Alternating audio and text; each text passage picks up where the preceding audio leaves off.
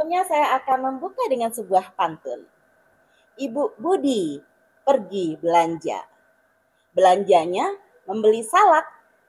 Bertemu lagi di Ngopi Senja, ngobrol happy seputaran pajak.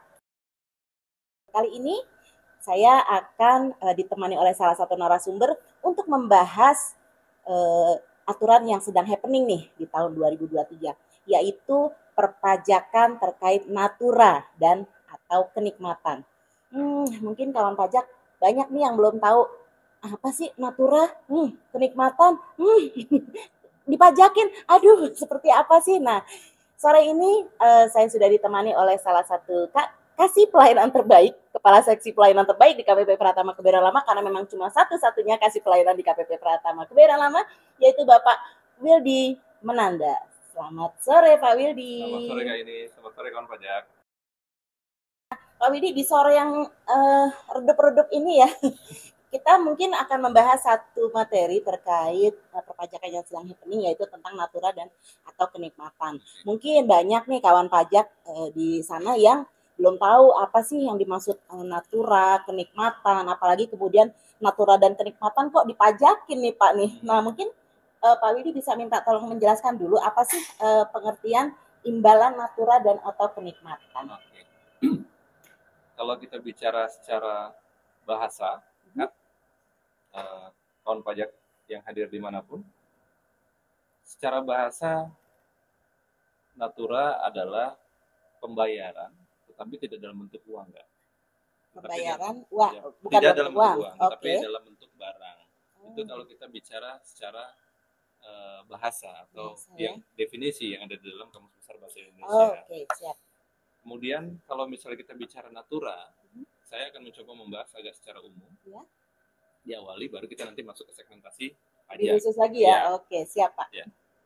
Kalau kita bicara penggantian dalam bentuk barang atau pembayaran dalam bentuk barang bukan dalam bentuk uang, maka secara yang ada di dalam mindset kita bahwa ini terkait sesuatu hal yang kompensasi bentuknya, kompensasi atau pembayaran atau upah dari satu pihak ke pihak lain, apakah itu dua pihak yang sama-sama berdiri sendiri-sendiri seperti entitas usaha, ataupun juga kita bicara pihak antara pemberi kerja dengan pegawai atau karyawannya. Nah, di dalam Undang-Undang Nomor 13 Tahun 2003 tentang Ketenagakerjaan atau Peraturan Pemerintah Nomor 78 Tahun 2015 terkait pengupahan, natura tidak menjadi concern dalam pembahasan di dalam aturan-aturan tersebut. Tapi secara spesifik di dalam aturan kita, dari mulai pertama kali undang-undang kita tentang pajak penghasilan ada, undang-undang kita secara spesifik membahas terkait natura dan atau kenikmatan seperti yang Kak ini bilang tadi. Secara khusus tadi saya sampaikan, simpulannya adalah untuk teman-teman atau kawan-kawan pajak dimanapun yang berada, natura adalah pembayaran atau kompensasi bagi pihak lain yang telah melakukan pekerjaan atau jasa, tapi tidak dalam bentuk uang, melainkan dalam bentuk barang. Jadi itu poin pentingnya itu ya Pak ya. Jadi kalau terkait pengertian natura secara umum artinya pemberian imbalannya bukan berupa uang, tapi berupa barang. Oke, sip. Gitu ya kawan pajak, itu baru pengertian secara umum garis besarnya menurut Kamus Besar Bahasa Indonesia terkait dari sisi perpajakannya. Nah, boleh dong dijelaskan filosofi dari aturan natura ini, kan kalau nggak salah ada di Peraturan Menteri Keuangan Nomor 66 Tahun 2023 ya kalau nggak salah ya Pak Willy ya. Nah, mungkin boleh dong dijelaskan apa sih filosofinya Pak terkait PMK tersebut Pak? Ya. PMK 66 tahun 2023 itu merupakan implementasi dari aturan yang ada di atasnya adalah Peraturan Pemerintah Nomor 55 tahun 2022 yang menjadi landasan aturan di atasnya lagi, yaitu Undang-Undang Harmonisasi Peraturan Perpajakan Nomor 7 tahun 2021. HPP ya. Ya, betul. Nah, Undang-Undang HPP lahir di saat kita berbicara bahwa dewasa ini kondisi usaha itu tidak lagi sama seperti masa 10 atau 20 tahun yang lalu. Pasti berubah ya Pak ya. Artinya ada beberapa hal yang harus disesuaikan. Betul. Salah satunya adalah natura ini. Ya. Di dalam kondisi yang ada saat ini, di dalam dunia usaha, kompensasi itu tidak selalu dalam bentuk uang. Begitu. Tidak selalu dalam bentuk uang. Tetapi bisa jadi dalam bentuk barang ataupun juga fasilitas yang diberikan kepada para pegawai atau pekerja ataupun juga orang yang memberikan jasa kepada entitas atau pelaku usaha tadi. Sehingga inilah yang dirasakan di dalam aturan kita harus diatur secara spesifik dan harus menyesuaikan dengan kondisi-kondisi yang ada, Kak. Perkembangan kondisi saat ini ya. Jadi mungkin dengan adanya PMK 66 tahun 2023 ini ya, Pak Wildi, jadi baik kepada seluruh pelaku usaha nih, baik itu perusahaan ataupun karyawannya gitu ya, atau mungkin entitas yang berbeda, ini berarti ada suatu kepastian hukum ya Pak Wildi ya, kalau terkait pemberian imbalan berupa natura ini ya berarti ya. Nah artinya yang seperti di awal tadi, natura atau kenikmatan ini dikenakan pajak. Sebenarnya dikenakan pajak apa enggak sih Pak? Terus kalau memang dikenakan, nah seperti apa tuh pengenaan pajaknya Pak? Oke. Bisa iya dan bisa tidak jawabnya. Tergantung kondisi ya. Nah, seperti apa kondisinya Pak? Di dalam aturan kita sendiri secara spesifik mengkategorikan natura dan atau kenikmatan ini ke dalam 2 pasal yang berbeda, Kak. Oh, 2 pasal berbeda? Iya. Pasal yang pertama adalah pasal 4 ayat 1 yang menyatakan bahwasannya natura dan atau kenikmatan ini menjadi bagian daripada objek pajak penghasilan. Oh, jadi yang satu bahwa natura merupakan objek pajak. Ya. Baik. Kemudian di sisi yang lain, natura dan atau kenikmatan ini masuk ke dalam kategori yang dikecualikan dari objek pajak penghasilan di pasal 4 ayat 3. Dikecualikan artinya tidak dikenakan pajak. Tidak dikenakan pajak. Agak bingung ya, tapi nggak apa-apa. Pasti Pak Willy punya penjelasan lebih detail ya. Okay. Gimana tuh Pak perbedaannya dari kedua pasal itu Pak? Kalau dilihat dari yang menjadi objek pajak, Pak, itu adalah kenikmatan atau natura yang diterima oleh karyawan dari pemberi kerjanya, sehubungan dengan pekerjaannya, sehubungan dengan pekerjaannya sebagai pegawai itu ya Pak ya. Tadi, dan itu seharusnya secara nyata bahwa pemberi kerja tadi atau perusahaan tadi seharusnya memberikan kompensasi dalam bentuk uang. Tetapi dialihkan dalam bentuk barang atau barang hak tertentu kepada karyawannya dan tadi. Itu bukan berupa uang. Iya. Biasanya kan ada upah, tunjangan, dan segala macam gaji atau apa. Gaji, upah seperti itu ya. Nah ini diberikannya bukan berupa uang rupiah gitu ya, tapi berupa barang. Itu yang salah satu yang dianggap sebagai objek. Ada lagi nggak tuh Pak selain itu? Yang selanjutnya juga ada, kalau kita bicara di dalam dunia usaha kan biasa ya Kak ya, biasa bahwasannya selain trading barang, pastinya juga ada trading jasa. Artinya trading jasa artinya jual beli jasa, perusahaan-perusahaan yang bergerak di bidang jasa memberikan jasa kepada yang membutuhkan tadi. Dan itu juga biasanya diberikan kompensasi dalam bentuk uang, yang dimana kalau jika kita lihat dalam posisi uang biasanya akan dikenakan atau menjadi objek PPh pasal 23 gitu. Nah, untuk hal yang seperti ini yang mendapatkan jasa tadi memberikan kompensasi kepada yang memberikan jasa dalam bentuk barang juga. Nah, untuk kondisi yang seperti ini juga barang yang diberikan tadi itu juga dianggap sebagai objek ya. Pajak. Jadi dari 2 entitas yang berbeda ini tapi mungkin ada hubungan pekerjaan ya. Betul. Betul. Kemudian juga sama terkait entitas tadi juga, seandainya mungkin tidak dalam bentuk barang Kak, tapi yang diberikan ini kawan pajak dalam bentuk hak kepemilikan atau penguasaan atas suatu barang atau mungkin aset.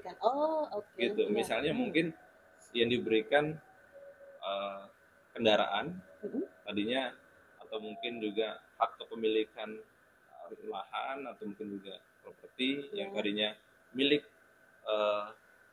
wajib pajak yang membutuhkan jasa tadi, kemudian diberikanlah hak itu dialihkan atau penguasaannya diberikan kepada yang melakukan memberikan jasa tadi. Lagi-lagi bukan berupa uang ya. Lagi-lagi bukan berupa uang. Oke. Ataupun juga bisa juga kan dalam bentuk fasilitas terkait dari sisi perpajakannya. Nah, boleh dong dijelaskan filosofi dari aturan Natura ini, kan kalau nggak salah ada di Peraturan Menteri Keuangan nomor 66 tahun 2023 ya kalau nggak salah ya Pak Willy ya. Ya. Nah, mungkin boleh dong dijelaskan apa sih filosofinya Pak terkait PMK tersebut Pak? Ya. PMK 66 tahun 2023 ya. Itu merupakan implementasi dari aturan yang ada di atasnya adalah Peraturan Pemerintah nomor 55 tahun 2022 yang menjadi landasan aturan di atasnya lagi, yaitu Undang-Undang Harmonisasi Peraturan Perpajakan nomor 7 tahun 2021. HPP ya. Ya, betul. Nah, Undang-Undang HPP lahir di saat kita berbicara bahwa dewasa ini kondisi usaha itu tidak lagi sama seperti masa 10 atau 20 tahun yang lalu. Pasti berubah ya Pak ya. Artinya ada beberapa hal yang harus disesuaikan. Salah satunya adalah Natura ini. Ya. Di dalam kondisi yang ada saat ini, di dalam dunia usaha, kompensasi itu tidak selalu dalam bentuk uang. Begitu. Tidak selalu dalam bentuk uang. Tetapi bisa jadi dalam bentuk barang ataupun juga fasilitas yang diberikan kepada para pegawai atau pekerja ataupun juga orang yang memberikan jasa kepada entitas atau pelaku usaha tadi. Sehingga inilah yang dirasakan di dalam aturan kita harus diatur secara spesifik dan harus menyesuaikan dengan kondisi-kondisi yang ada, Kak. Perkembangan kondisi saat ini ya. Jadi mungkin dengan adanya PMK 66 tahun 2023 ini ya Pak Willy, jadi baik kepada seluruh pelaku usaha nih, baik itu perusahaan ataupun karyawannya gitu ya, atau mungkin entitas yang berbeda, ini berarti ada suatu kepastian hukum ya Pak Willy ya, kalau terkait pemberian imbalan berupa Natura ini ya berarti ya. Nah, artinya yang seperti di awal tadi, Natura atau kenikmatan ini dikenakan pajak. Sebenarnya dikenakan pajak apa enggak sih Pak? Terus kalau memang dikenakan, nah seperti apa tuh pengenaan pajaknya Pak? Oke. Bisa iya dan bisa tidak jawabnya. Tergantung kondisi ya. Iya. Nah, seperti apa kondisinya Pak? Di dalam aturan kita sendiri secara spesifik mengkategorikan Natura dan atau kenikmatan ini ke dalam dua pasal yang berbeda, Kak. Oh, dua pasal berbeda? Iya. Pasal yang pertama adalah pasal 4 ayat 1 yang menyatakan bahwasannya Natura dan atau kenikmatan ini menjadi bagian daripada objek pajak penghasilan. Oh, jadi yang satu bahwa Natura merupakan objek pajak. Ya. Baik. Kemudian di sisi yang lain, Natura dan atau kenikmatan ini masuk ke dalam kategori yang dikecualikan dari objek pajak penghasilan di pasal 4 ayat 3. Dikecualikan artinya tidak dikenakan pajak. Tidak dikenakan pajak. Agak bingung ya, tapi nggak apa-apa. Pasti Pak Willy punya penjelasan lebih detail ya. Okay. Gimana tuh Pak perbedaannya dari kedua pasal itu Pak? Kalau dilihat dari yang menjadi objek pajak, ya. Itu adalah kenikmatan atau Natura yang diterima oleh karyawan dari pemberi kerjanya, sehubungan dengan pekerjaannya, sehubungan dengan pekerjaan, pekerjaannya sebagai pegawai itu ya Pak ya. Pegawai tadi, dan itu seharusnya secara nyata bahwa pemberi kerja tadi atau perusahaan tadi seharusnya memberikan kompensasi dalam bentuk uang. Tetapi dialihkan dalam bentuk barang atau barang hak tertentu kepada karyawannya dan tadi. Itu bukan berupa uang. Iya. Biasanya kan ada upah, tunjangan, dan segala macam gaji atau apa. Gaji, upah seperti itu ya. Nah, ini diberikannya bukan berupa uang rupiah gitu ya. Oke, tapi berupa barang. Oke, itu yang salah satu yang dianggap sebagai objek. Ada lagi nggak tuh Pak selain itu? Yang selanjutnya juga ada, kalau kita bicara di dalam dunia usaha kan biasa ya Kak ya. Biasa bahwasannya selain trading barang, pastinya juga ada trading jasa. Artinya trading jasa artinya jual beli jasa. Jual beli jasa, perusahaan-perusahaan yang bergerak di bidang jasa memberikan jasa kepada yang membutuhkan tadi. Dan itu juga biasanya diberikan kompensasi dalam bentuk uang. Yang dimana kalau jika kita lihat dalam posisi uang, biasanya akan dikenakan atau menjadi objek PPh pasal 23 gitu. Nah, untuk hal yang seperti ini, yang mendapatkan jasa tadi memberikan kompensasi kepada yang memberikan jasa dalam bentuk barang juga. Nah, untuk kondisi yang seperti ini juga barang yang diberikan tadi itu juga dianggap sebagai objek ya. Pajak. Jadi dari dua entitas yang berbeda ini tapi mungkin ada hubungan pekerjaan ya. Betul. Betul. Kemudian juga sama terkait entitas tadi juga, seandainya mungkin tidak dalam bentuk barang Kak, tapi yang diberikan ini kawan pajak dalam bentuk hak kepemilikan atau penguasaan atas suatu barang atau mungkin aset. Gitu. Misalnya mungkin yang diberikan kendaraan tadinya, atau mungkin juga hak kepemilikan lahan atau mungkin juga properti yang tadinya milik wajib pajak yang membutuhkan jasa tadi, kemudian diberikanlah hak itu dialihkan atau penguasaannya diberikan kepada yang melakukan memberikan jasa tadi. Lagi-lagi bukan berupa uang ya. Lagi-lagi bukan berupa uang. Ataupun juga bisa juga kan dalam bentuk fasilitas. Pak Willy tadi sampaikan ada satu pasal lagi yang merupakan bukan objek pajak ya. Betul. Jadi sama-sama pemberian imbalan berupa natural tapi yang bukan objek pajak. Nah, itu yang seperti apa? Panjang kita Pak ya pembahasannya ya. Nah, kalau misalnya untuk yang bukan menjadi objek, Kak, yang pertama itu bentuknya sesuatu hal yang bisa dikatakan kebutuhan sehari-hari ya. Seperti mungkin makan minum. Makan minum ya.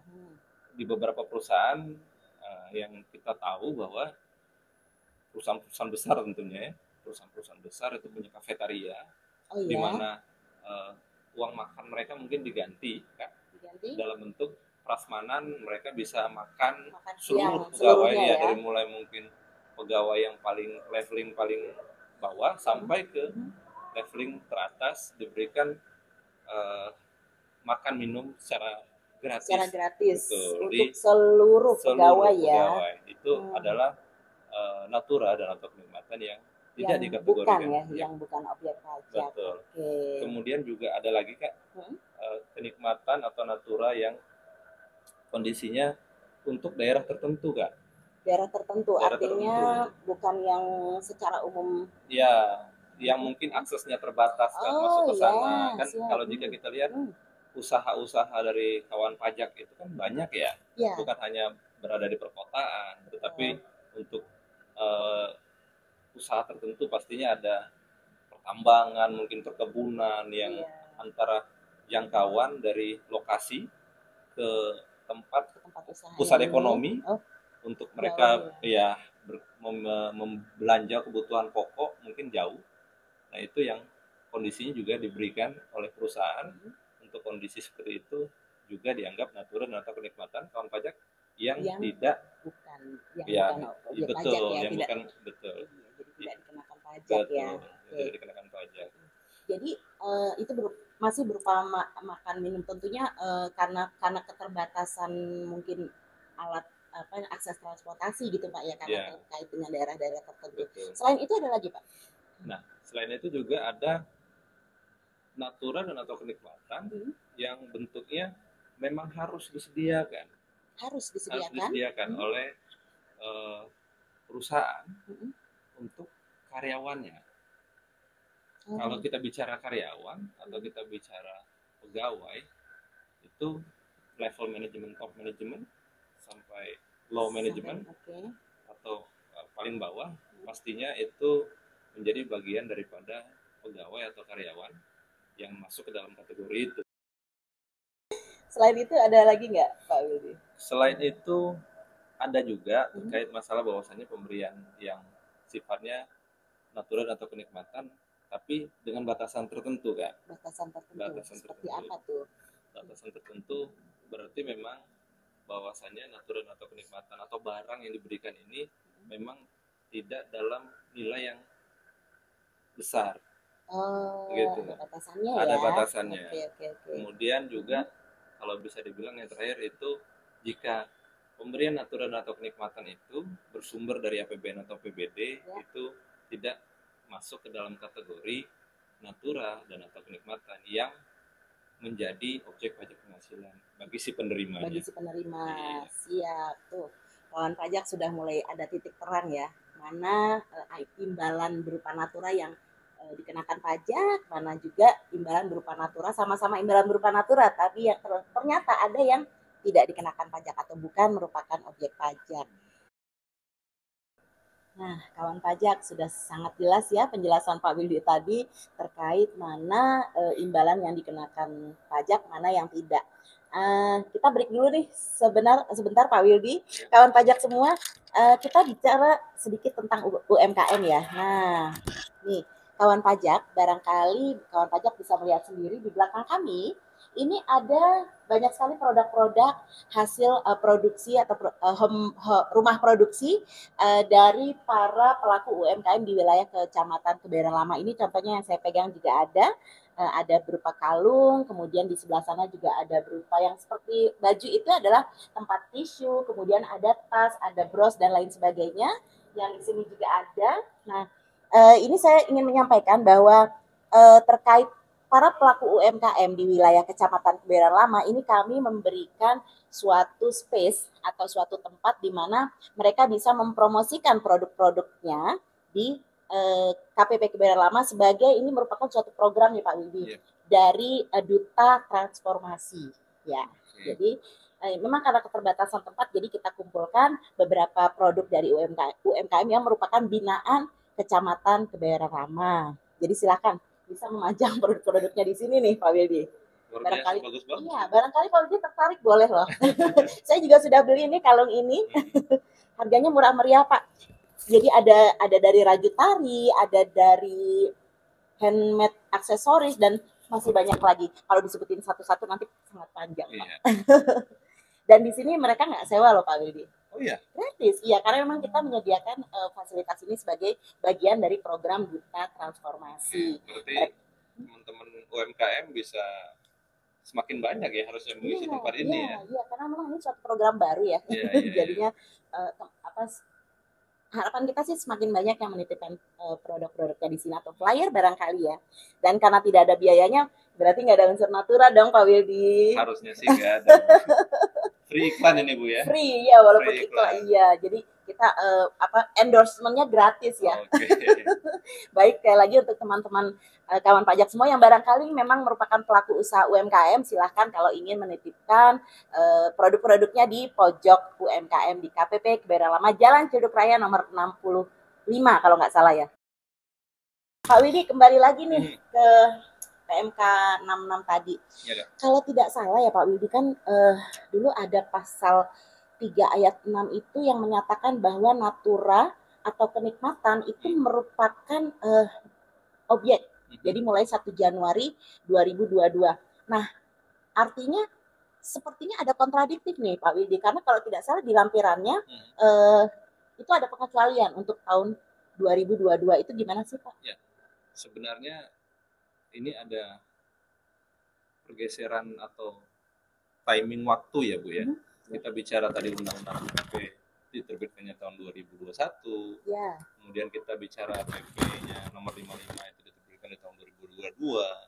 Kemudian kita juga bicara PMK-nya diterbitkan 1 tahun kemudian lagi 2023. Tahun 2023 gitu. PMK 66-nya. Nah, dalam kondisi ini dikecualikan terkait natura yang diberikan atau diterima oleh kategori-kategori yang kita sampaikan tadi di dalam penjelasan kita. Untuk tahun 2022 semuanya dikecualikan dari objek pajak khusus tahun 2022. Betul. Semuanya dikecualikan dari objek PPh. Wow. Sesuai dengan lampiran yang ada dari Peraturan Menteri Keuangan itu sendiri. Wah. Sudah jelas ya kawan pajak. Jadi jangan lagi nanti bingung, oh kok kontradiktif nih aturannya, yang satu begini, yang satu begitu ya. Pak ini sudah menjelaskan bahwa ini merupakan kekhususan untuk tahun pajak 2022 ya. Oke, kawan pajak semua, kita sudah hampir sampai di penghujung acara.